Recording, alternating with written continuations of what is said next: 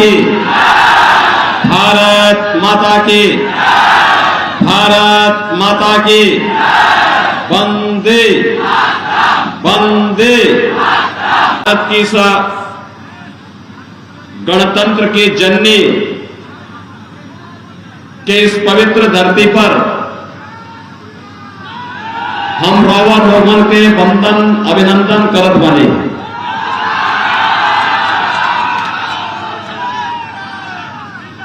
बहनों और भाइयों,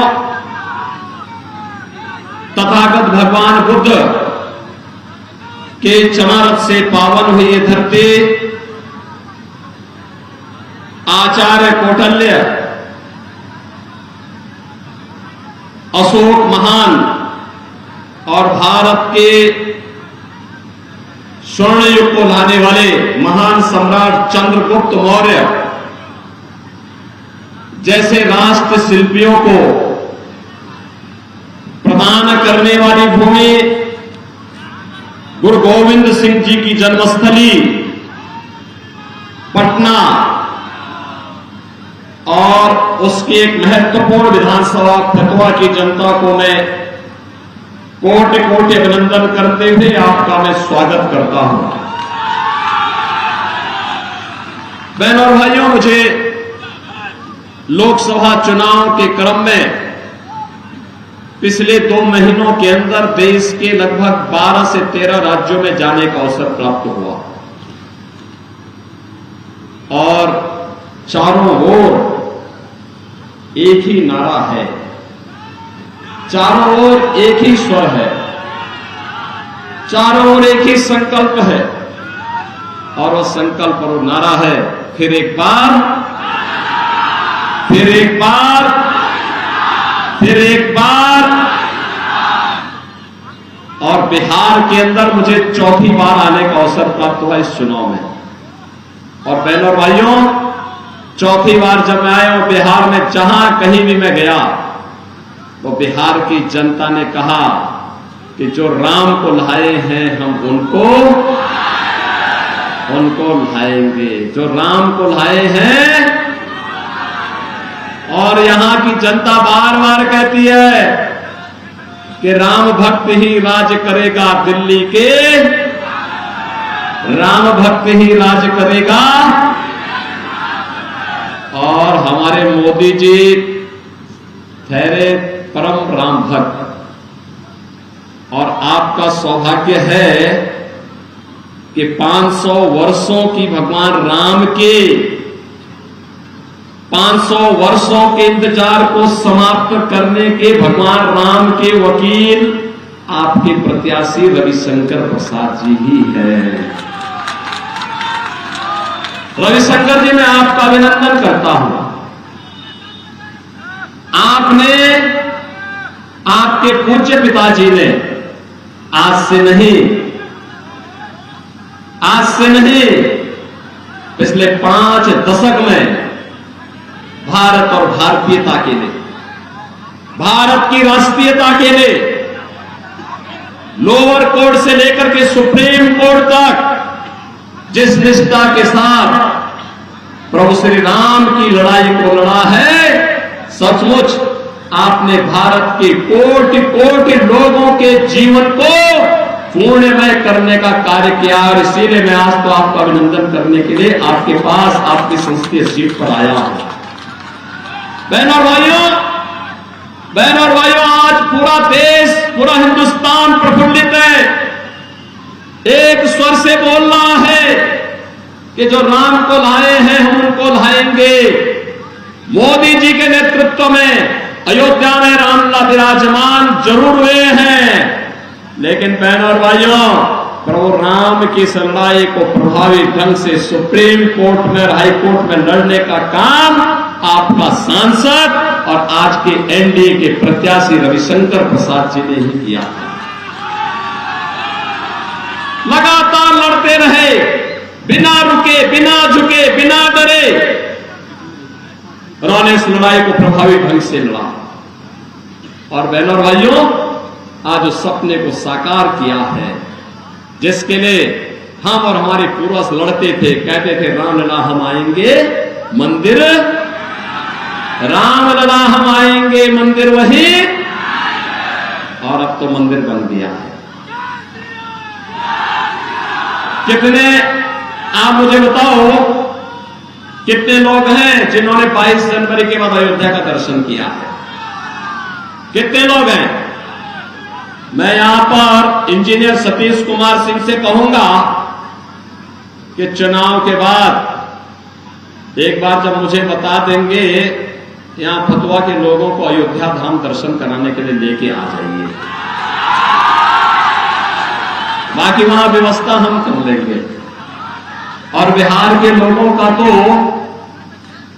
अयोध्या के साथ और यूपी के साथ, उत्तर प्रदेश के साथ जो संबंध है, इसको कोई अलग नहीं कर सकता है। आत्मीयता का संबंध। हम लोग भी जब बिहार आते हैं तो हमें लगता है जैसे अपने ननिहाल जा रहे हैं, माता सीता का मायका। और बहनों और भाइयों, गर्व होता है हम लोगों को बिहार पर।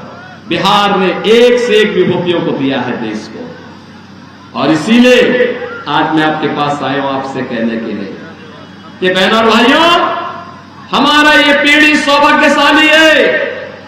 हमने प्रभु राम को 500 वर्षों के बाद अयोध्या में विराजमान होते हुए देखा है, और प्रभु राम का विराजमान होना वर्तमान भारत की पूरी पीढ़ी को सौभाग्यशाली बनाती है, पुण्य का फलदायी बनाती है। और उस पुण्य के साथ आपको भी सहभागी बनाने के लिए मैं आज आपके पास यहां पर आया हूं। बहनों और भाइयों, आज हमारा देश बदल चुका है, एक नए भारत का हम दर्शन कर रहे हैं। मोदी जी के नेतृत्व में एक भारत श्रेष्ठ भारत की परिकल्पना साकार हुई। एक ऐसा भारत दुनिया के अंदर जिसका सम्मान है, एक ऐसा भारत जिसकी सीमाएं सुरक्षित हैं, एक ऐसा भारत, याद करिए, एक कांग्रेस और आरजेडी की सरकार थी।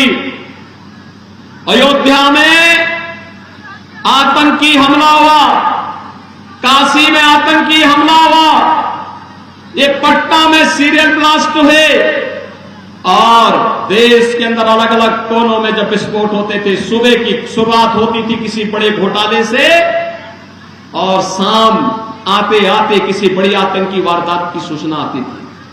हम लोग सांसद हुआ करते थे, रविशंकर प्रसाद जी भी सांसद हुआ करते थे, और जब हम लोग इस मुद्दे को उठाते थे, सरकार से कहते थे, कांग्रेस नेतृत्व की यूपीए सरकार से कहते थे, आतंकवादियों से निपटो, इनके खिलाफ कार्रवाई करो, तो ये कहते थे आतंकवादी तो सीमा पार के हैं।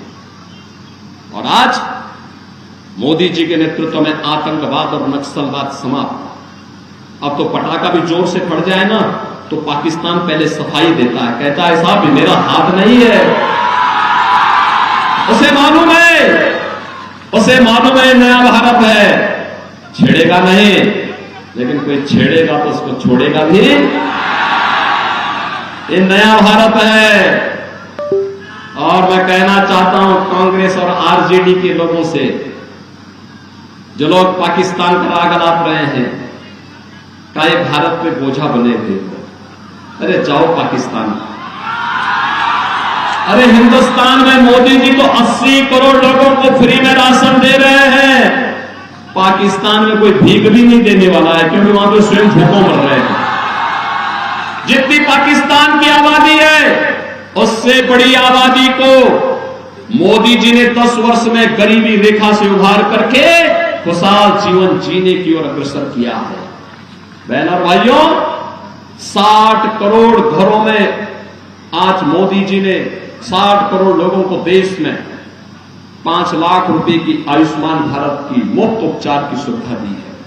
और मोदी जी ने कहा है 4 जून को जब फिर एक बार मोदी सरकार बनेगी, तो 70 वर्ष से ऊपर के हर व्यक्ति को फ्री में 5 लाख रुपए हर वर्ष उपचार की सुविधा उपलब्ध करवाएंगे।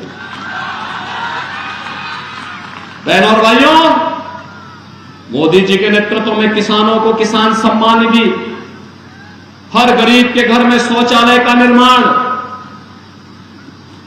हर घर में उज्ज्वला योजना के कनेक्शन, 4 करोड़ गरीबों के मकान बन गए हैं। और मोदी जी ने कहा 4 जून को जब फिर एक बार मोदी सरकार बनेगी, तो बहनों और भाइयों, उस समय जितने भी गरीब होंगे सबके लिए एक एक मकान की स्वीकृति भी उसके साथ ही प्राप्त हो जाएगी।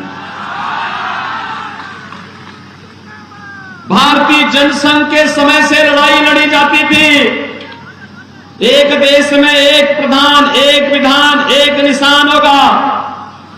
कांग्रेस जबरदस्ती धारा 370 को, इस बोझ को देश के अंदर लादी हुई थी।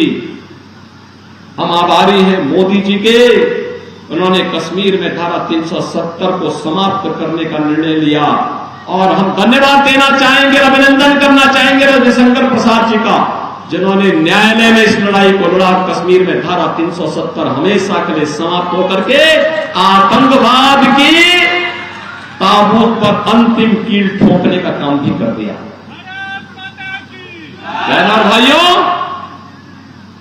आज नया भारत सम्मान भी दे रहा है, सुरक्षा भी दे रहा है, विकास के बड़े बड़े कार्य, हाईवे 4 लेन, 6 लेन, 12 लेन के, रेलवे, वंदे भारत, अमृत भारत और नमो भारत के रूप में, एयरपोर्ट की सुविधा, 1 डिस्ट्रिक्ट 1 मेडिकल कॉलेज की सुविधा, AIIMS, IIT, IIM, IIIT, NIT और वर्ल्ड क्लास यूनिवर्सिटी का निर्माण देश के अलग अलग कोने में हो रहा है।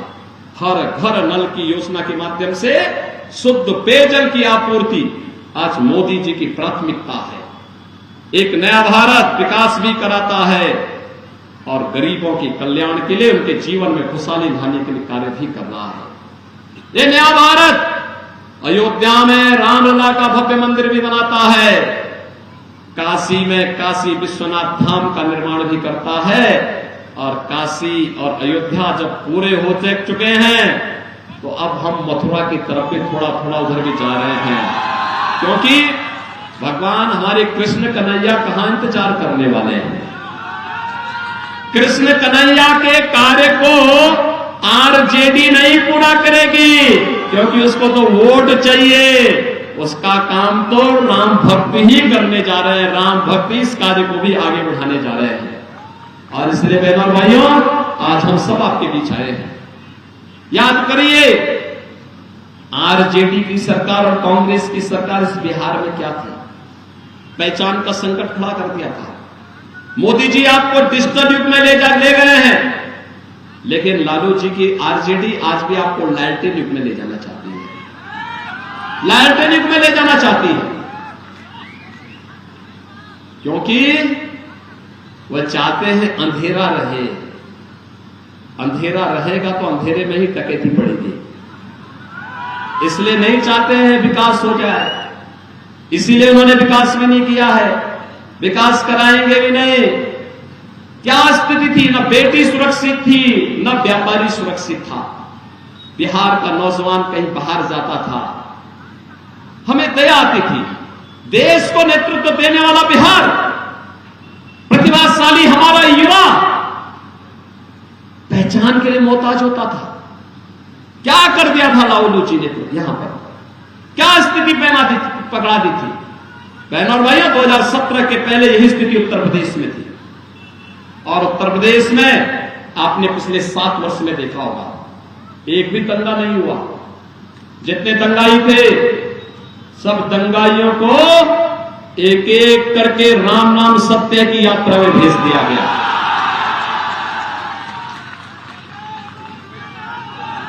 जिन लोगों ने गरीबों की जमीन पर कब्जा किया था, जिन लोगों ने जबरन अतिक्रमण करके वहां पर गरीबों की जमीनों पर, व्यापारियों की जमीनों पर कब्जा किया था, एक एक करके वे सभी हटते गए, और जो ज्यादा ही भीड़ किस्म का था उसके ऊपर बुलडोजर चलाने का काम भी बड़े अच्छे तरीके से कर दिया गया। आज बहनों और भाइयों, आप देखते होंगे वहां चढ़े जितने बड़े दुर्दांत माफिया थे, जो सब ये समाजवादी पार्टी, आरजेडी और कांग्रेस के शागिर्द थे, ये सब चोर मुसेरे भाई हैं, ये सब एक दूसरे के साथ जुड़े हुए थे।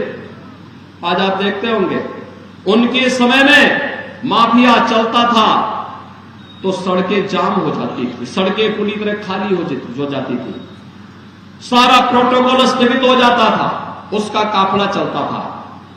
और जैसे ही बीजेपी की सरकार वहां पर आई, एनडीए की सरकार आई, मुझे मुख्यमंत्री बनाया गया। आज आप देखते होंगे दुर्दांत माफिया जब पुलिस के सामने आता है तो उनकी पैंट गीली हो जाती है। आज उनकी हालत देखने लायक बनती है। वो कहते हैं साहब, गले में तख्ती लटका करके कहते हैं साहब एक बार जान बकस दो, बस हम थैली लगा करके अपना भरण पोषण कर लेंगे, अब किसी की जमीन पे कब्जा नहीं करेंगे, किसी निर्दोष को गोली नहीं मारेंगे, अव्यवस्था नहीं फैलाएंगे, अराजकता नहीं फैलाएंगे। और हमने भी कहा था बेटी और व्यापारी की सुरक्षा के लिए खतरा बनोगे तो दूसरे चौराहे पर यमराज तुम्हें उठा ले जाएगा, चिंता मत करो। और बहनों और भाइयों, आज आप देखते होंगे कोई दंगा नहीं, कोई कर्फ्यू नहीं, कोई दंगा नहीं, वहां सब चंगा है। और मैं यही कहने के लिए आया हूं, ये परिणाम केवल भाजपा और एनडीए ही दे सकती है। बिहार विकास के जिस पथ पर आगे बढ़ा है, मोदी जी का नेतृत्व देश के अंदर मिल रहा है और नीतीश जी का नेतृत्व बिहार के अंदर एनडीए को प्राप्त हो रहा है। मिल करके विकास की इस यात्रा को आगे बढ़ा करके हम लोग एक नए बिहार को बनाना है, विकसित बिहार की परिकल्पना को साकार करना है। इसीलिए हम लोग आए हैं। क्या कहता है कांग्रेस और यहां पर इंडी गठबंधन का घोषणा पत्र क्या कहता है? कहता है कि अगर कांग्रेस नेतृत्व की इंडी गठबंधन की सरकार आई तो पर्सनल लॉ लागू कर देंगे। पर्सनल लॉ लागू करने का मतलब आप जानते हैं? रविशंकर प्रसाद जी ने जिस लड़ाई को लड़ा था 3 तलाक की कुप्रथा को समाप्त करने का, ये चाहते हैं 3 तलाक की कुप्रथा फिर से लागू हो जाए। ये चाहते हैं तालिबानी शासन लागू हो जाए। ये चाहते हैं यहां पर भी हिंदुस्तान के अंदर भी बेटी स्कूल न जाने पाए, महिलाएं बाजार न जाने पाए, ऑफिस न जाने पाए, बुरके के अंदर कैद होकर के रह जाएं।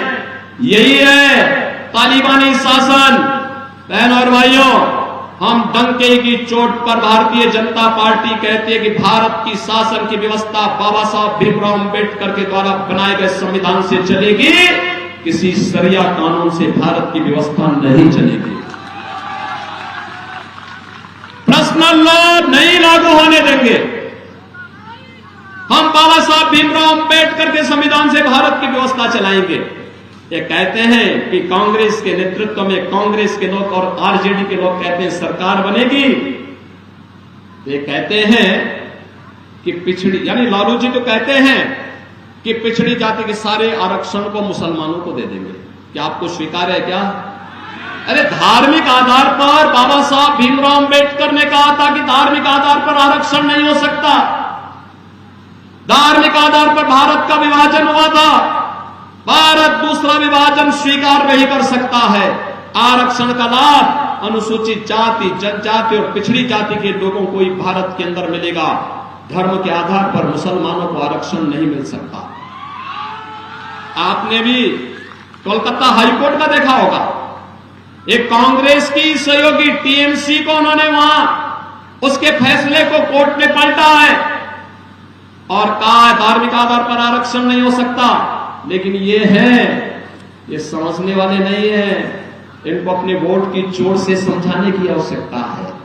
इसीलिए हम लोग आए आपसे कहने के लिए, ये देश के साथ विश्वासघात कर रहे हैं, भारत के संविधान के साथ विश्वासघात कर रहे हैं।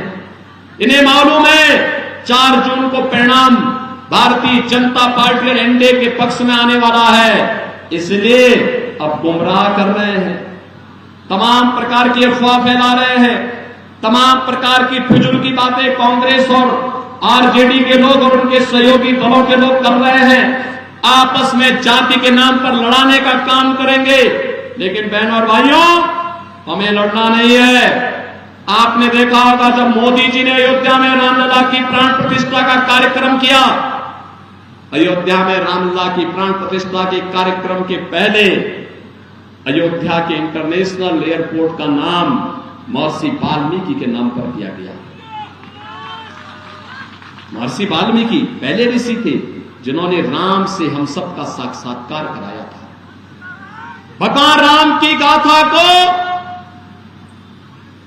राम वाल्मीकि कृत जो रामायण है वह पहला महाकाव्य है इस धरती का, और सबसे पहला भगवान राम की गाथा महर्षि वाल्मीकि ने रामायण के माध्यम से लिखी। इसके बाद अलग अलग भाषाओं में, अलग अलग देशों में भी देश देशांतर तक राम की गाथा गई, दुनिया राममय होती गई। महर्षि वाल्मीकि के प्रति कृतज्ञता ज्ञापित करते हुए मोदी जी ने, भारतीय जनता पार्टी ने अयोध्या के एयरपोर्ट का नाम महर्षि वाल्मीकि के नाम पर, जब भगवान राम वनवास के लिए जा रहे थे, पहला उन्हें शरण दिया था निषाद राज ने। अयोध्या के जितने भी विश्रामालय हैं, जितने भी वहां पे रेन बसेरा बने हुए हैं, उन सब का नाम हम लोगों ने निषाद राज के नाम पर रखा है।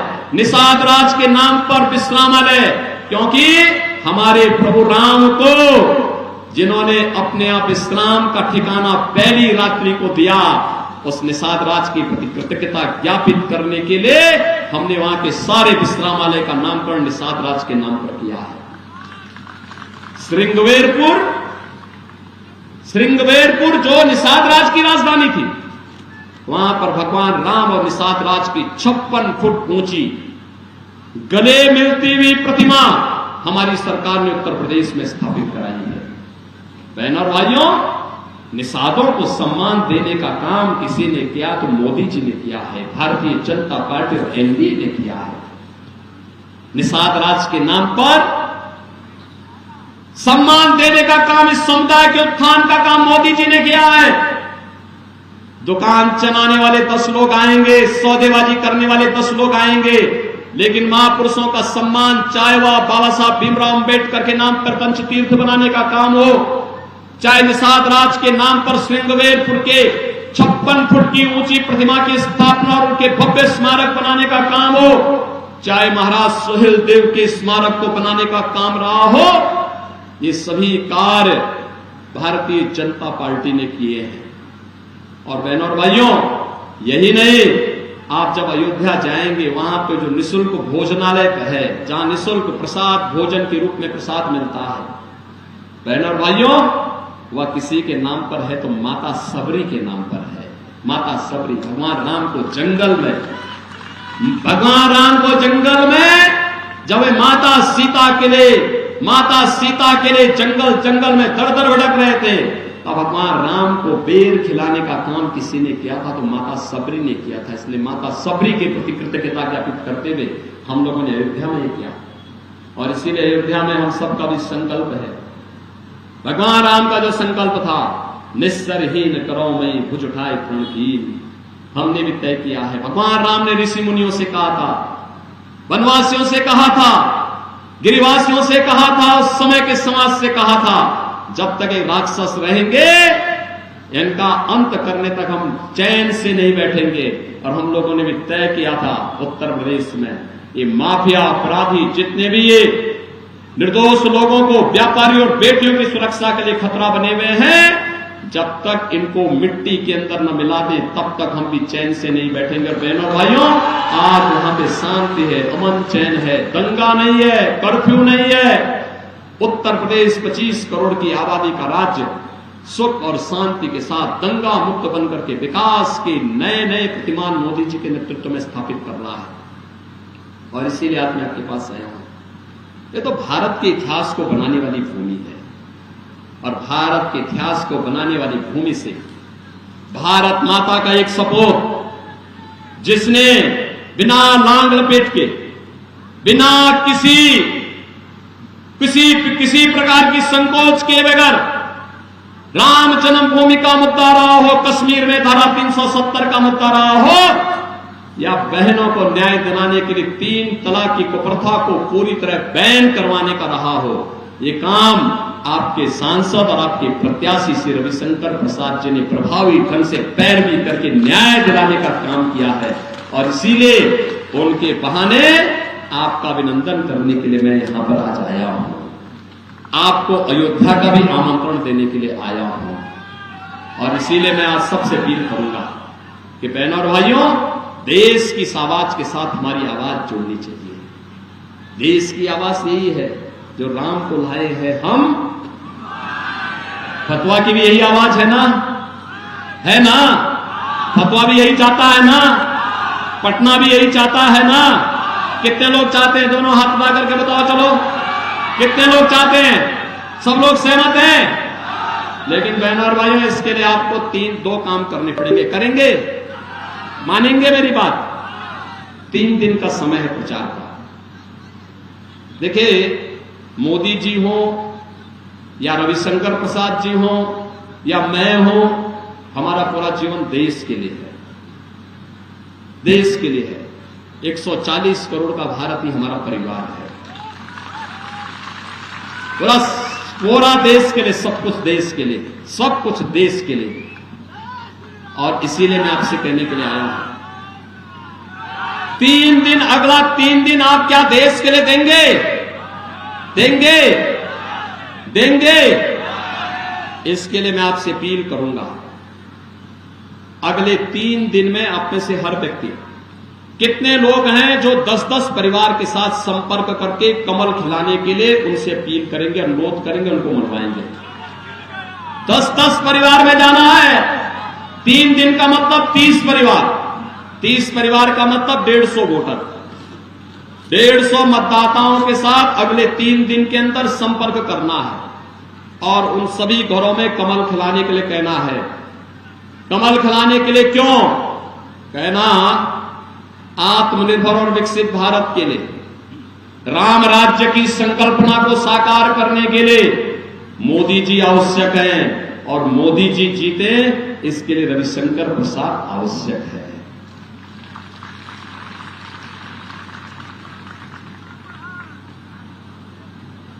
भगवान राम ने भी कहा है, एक बहुत अच्छी चौपाई भगवान राम ने, बहनों और भाइयों, उन्होंने एक बात कही थी और बहुत अच्छी चौपाई मुझे कभी कभी वो याद आती है, और मैं कभी कभी जब देखता हूं, सुनता हूं, तो मुझे भी लगता है।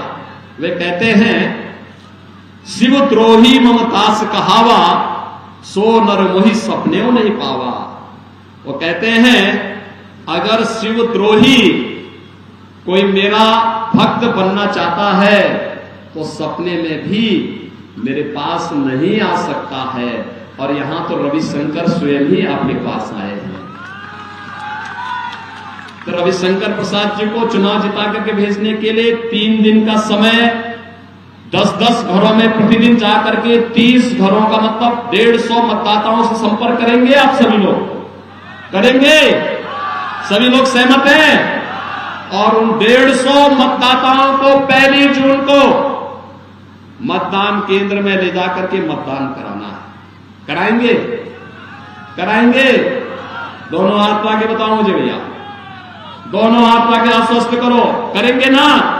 तो एक बार जोर से बोलेंगे, भारत माता की, भारत माता की, भारत माता की जय श्री राम, जय जय श्री राम।